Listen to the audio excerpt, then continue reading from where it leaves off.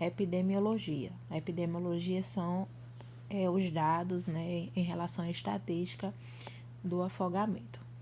Em crianças de 1 a 4 anos, o afogamento é a segunda causa de morte acidental nos Estados Unidos e África do Sul, e a primeira na Austrália. No Brasil, o afogamento é a terceira causa de morte acidental em todas as idades e a segunda entre as idades de 1 a 14 anos. Os afogamentos em água doce são mais frequentes em crianças, principalmente em menores de 10 anos.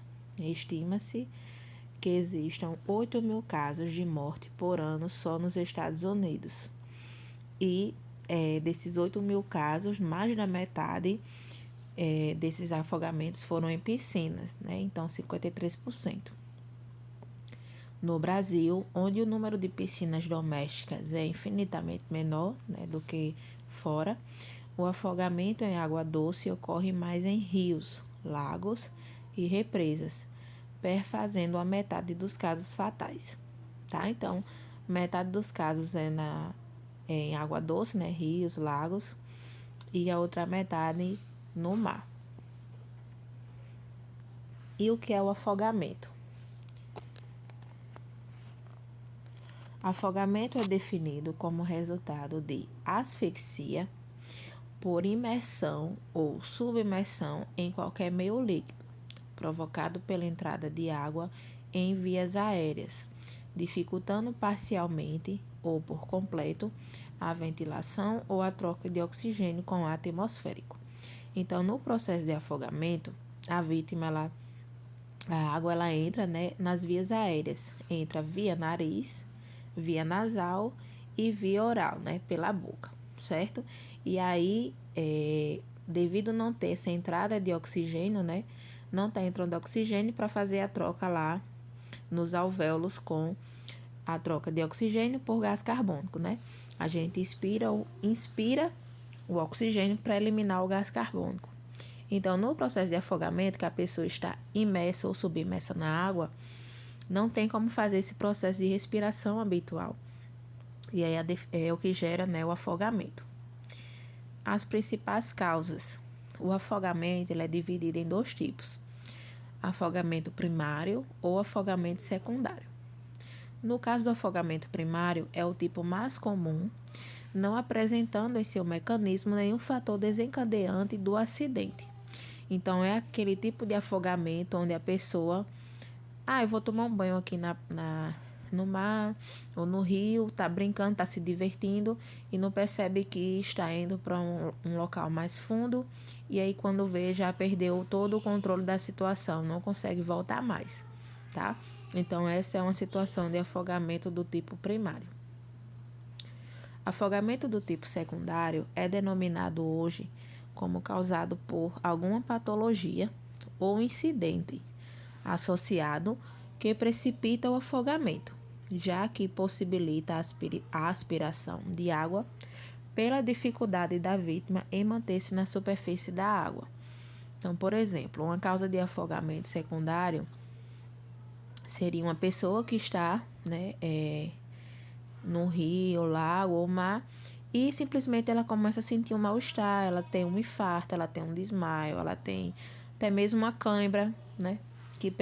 Que faz com que essa pessoa ela não consiga ficar ali na superfície. E aí acaba se afogando. Então, numa situação dessa, a gente considera afogamento do tipo secundário. Existem fatores de risco, por exemplo, uso de drogas, quase sempre por álcool. Então, geralmente, lógico que acontece durante o ano, mas são mais comuns em época de carnaval, épocas de confraternizações, né? Final de ano, Réveillon, essas coisas. Crise convulsiva corresponde a 18,1%. Traumas, né? Ou seja, por algum motivo a pessoa bateu ali em algum local, gerando um trauma, a pessoa apagou ali, então acaba se afogando, certo? 16,3%. Alguma doença cardiopulmonar, ou seja, a pessoa teve um infarto, alguma coisa ali. Então, envolve 14,1%. 4%. Mergulho livre ou autônomo, 3,7%.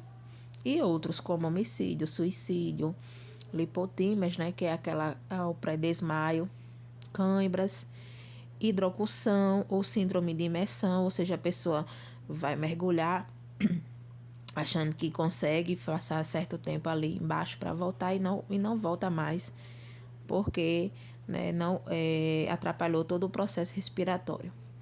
Ou até mesmo choque térmico, né, correspondendo a 11,6%.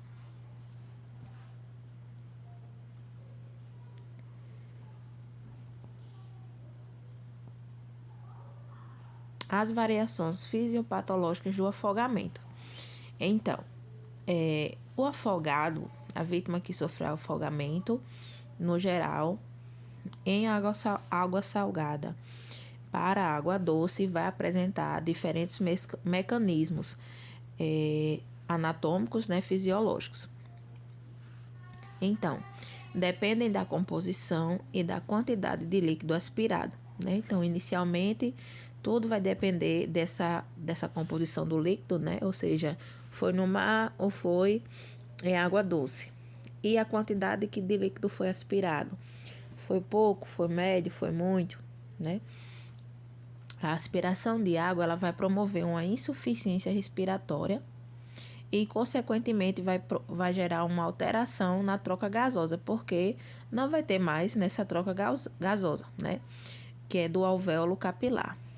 E aí, por não ter essa troca gasosa e ainda ter a questão da água inspirada, vai gerar distúrbios no organismo, né? Promovendo o desequilíbrio ácido básico. O mecanismo de alteração na ventilação após a aspiração de água doce é totalmente da água salgada, né? Ou seja, da água do mar. E aqui a gente vai ver mais alguns detalhes. Afogamentos em água do mar não alteram a qualidade, somente comprometendo a quantidade do surfactante pulmonar, diferentemente dos afogamentos em água doce, tá? Então, esse surfactante pulmonar é justamente o que deixa, digamos assim, o pulmão funcionando da forma adequada, gerando a expansibilidade, que não vai alterar, não vai ter alteração a nível de pH, certo? Diferente do afogamento da água doce, em que vai ocorrer uma alteração, além de quantitativa, qualitativa, produzindo maior grau de áreas atelectasiadas, ou seja, promovendo o desfuncionamento das áreas pulmonares, da região pulmonar. No afogamento em água doce, os alvéolos perdem água para os vasos. Os alvéolos, gente, são estruturas, as últimas estruturas lá do pulmão.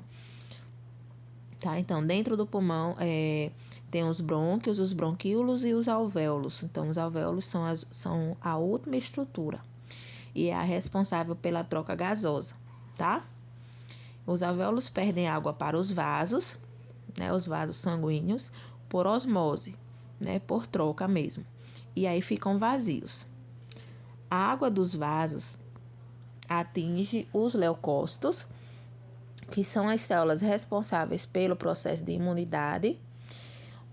Ocorre a hemólise, ou seja, a quebra dessa célula, né, e ao rompimento das plaquetas, tá? Promovendo o quê? Uma hemorragia e uma anemia, consequentemente, na vítima, porque vai ter a morte dessas células sanguíneas, tá? Então, consequentemente, a vítima vai apresentar uma hemorragia, né, e uma anemia. O excesso de volume de água nesses vasos vai causar uma cardiomegalia também.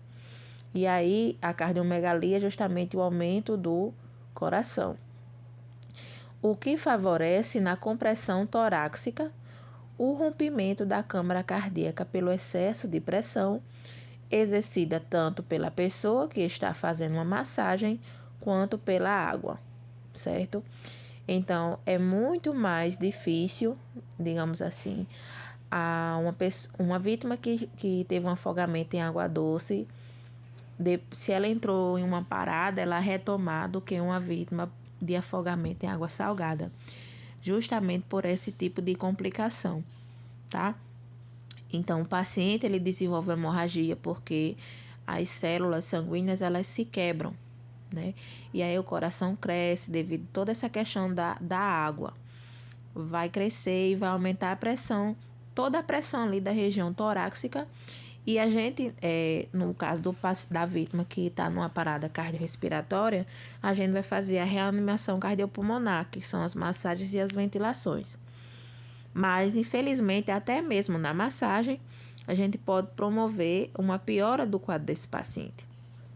Tá? Então, muitas vezes é o tipo de vítima que não volta quando entra em parada, justamente por essas consequências devido à água doce. No caso de afogamento em água salgada, a água passa dos vasos para os alvéolos, né, por osmose, no mesmo processo. Só que diferente lá da água doce, né, que na água doce as hemácias e leucócitos e plaquetas, elas se rompem porque elas incham, né, na água doce. Na água salgada, elas diminuem, elas murcham. E, diferentemente, na água doce, a vítima apresenta a cardiomegalia, que é o crescimento do coração. Na água salgada, esse coração diminui.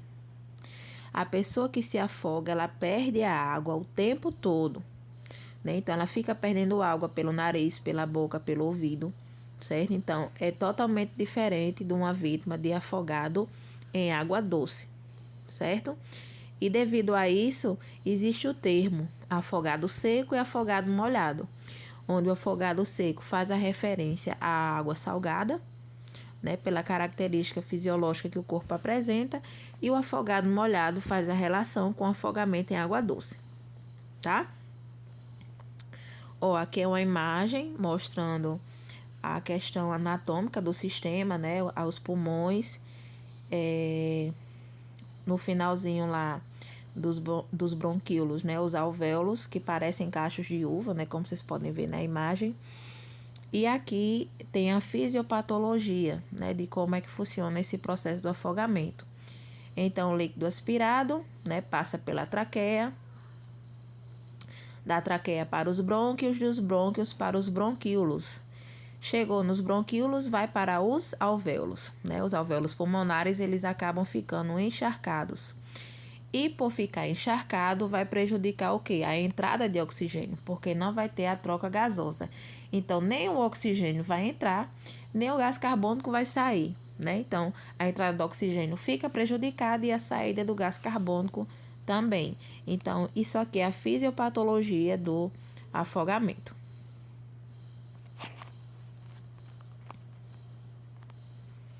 E aí, gente, existem algumas tabelas para fazer comparativos em relação a características, né, do que a vítima apresenta e também a questão dos graus de afogamento, que vai até 6 graus, tá? Então, depois vocês dão uma olhadinha aqui com calma. As tabelas é mais a critério de informação.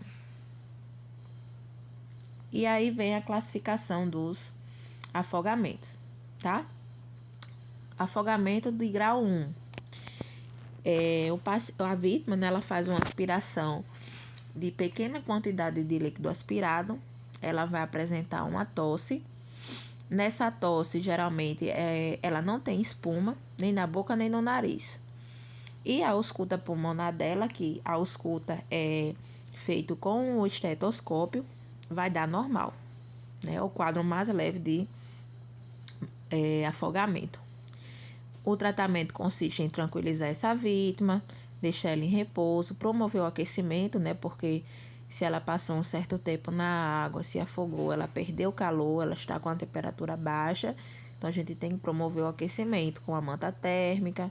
Se não tiver a manta térmica, um lençol, né, uma toalha, enfim, a gente tem que fazer as adaptações de acordo com a realidade, né, do que tem disponível pra gente ali no local. e aí depois disso ela pode ser liberada. No afogamento do tipo grau 2, existe uma quantidade considerável de líquido aspirado. A vítima ela fica torporosa, ela fica agitada ou até mesmo desorientada. Na ausculta pulmonar, a gente consegue identificar alguns estertores, que é uma alteração pulmonar considerável, certo? Esses estertores é como se fossem bolhas na ausculta, a gente consegue identificar. São chamados de estertores. Nesse caso, como ela teve uma aspiração numa quantidade considerável de líquido, ela pode apresentar uma pequena quantidade de espuma na boca e no nariz, ou na boca ou no nariz, né? Pode apresentar nos dois ou só em um. E aí, essa vítima de grau 2, ela já precisa de um tratamento, né? Diferente lá da grau 1. Ela precisa de um tratamento mais específico, na verdade. Né? Então, ela precisa receber o oxigênio a 5 litros por minuto. A gente coloca essa vítima em posição lateral de segurança sob o lado direito, certo? Coloca ela em repouso e oferece aquecimento, né, com a manta térmica ou com o que tiver disponível ali para vocês. E é uma vítima que precisa de atendimento médico hospitalar. Então, gente, em relação a esse tratamento, né, a partir de grau 2, ela precisa desse oxigênio ofertado. Então, assim, esse oxigênio ele vai ser ofertado ou no serviço móvel de urgência, tá? Ou no ambiente hospitalar.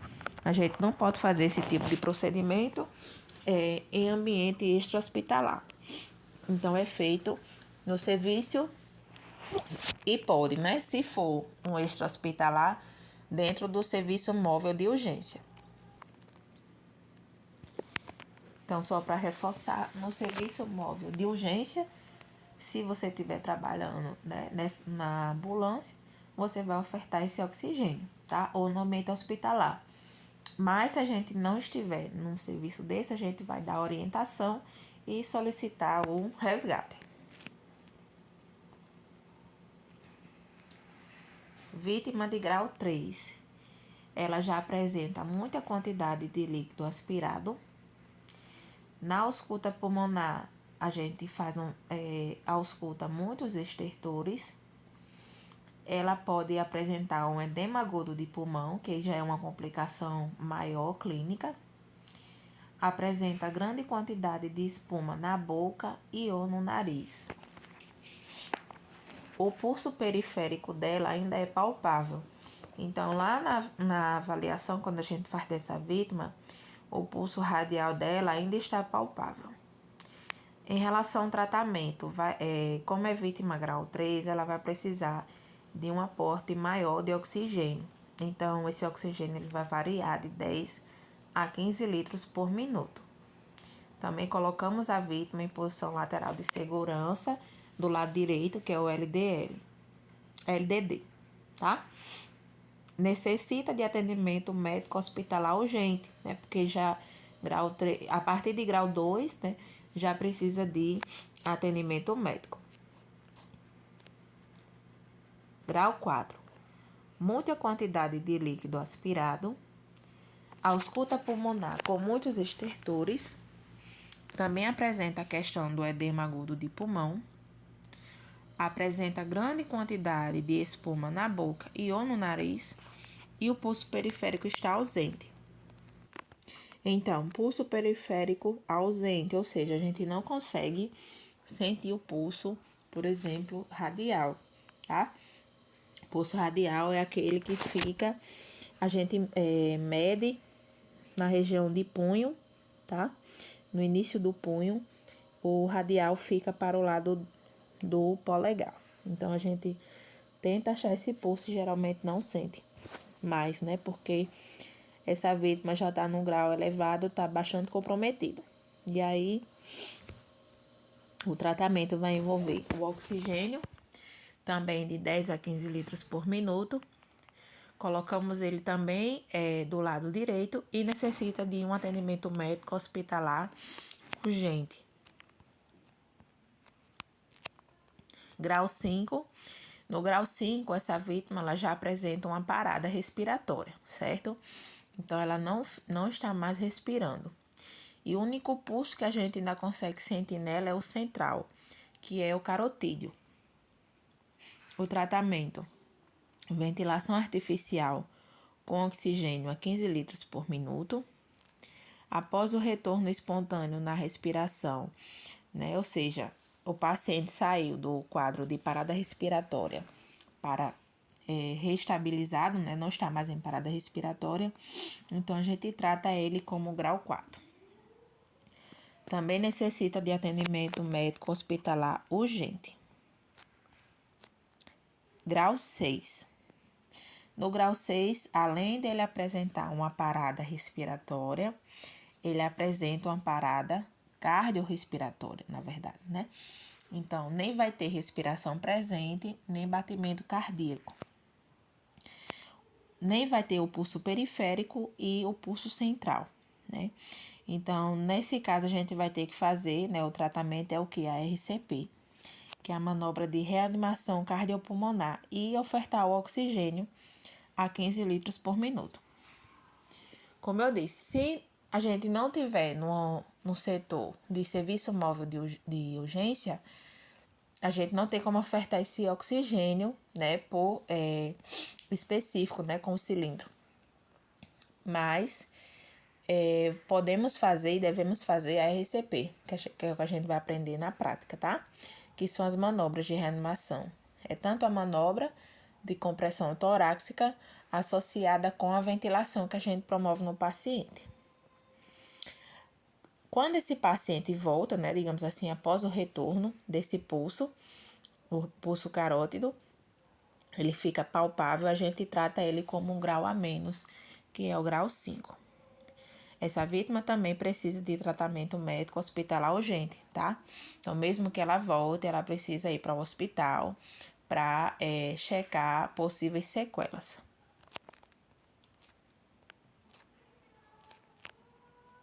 Aqui é o algoritmo de afogamento, que é também uma tabela explicando de uma forma mais lúdica, né, mais fácil, como vocês identificarem os graus, tá? E por que a gente tem que colocar essa vítima em DLD, né? Porque a gente precisa colocar em posição lateral de segurança.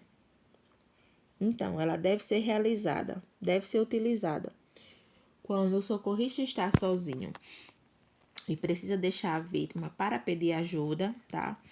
Ou mesmo que você não esteja só, esteja com alguma pessoa lhe auxiliando, a gente sempre deixa essa vítima nessa posição. A gente, deixando essa vítima lateralizada, vai fazer com que essa vítima ela não se engasgue, né? Ela não bronque, aspire, caso ocorra algum vômito. E aí, por que a gente deixa essa vítima em posição lateral direita?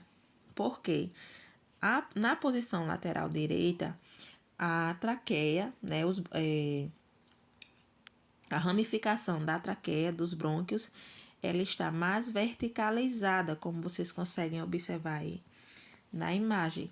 Então, por ela estar mais verticalizada, esse paciente nessa posição, essa vítima, a água ela consegue sair, né, de forma mais rápida, mais fluida.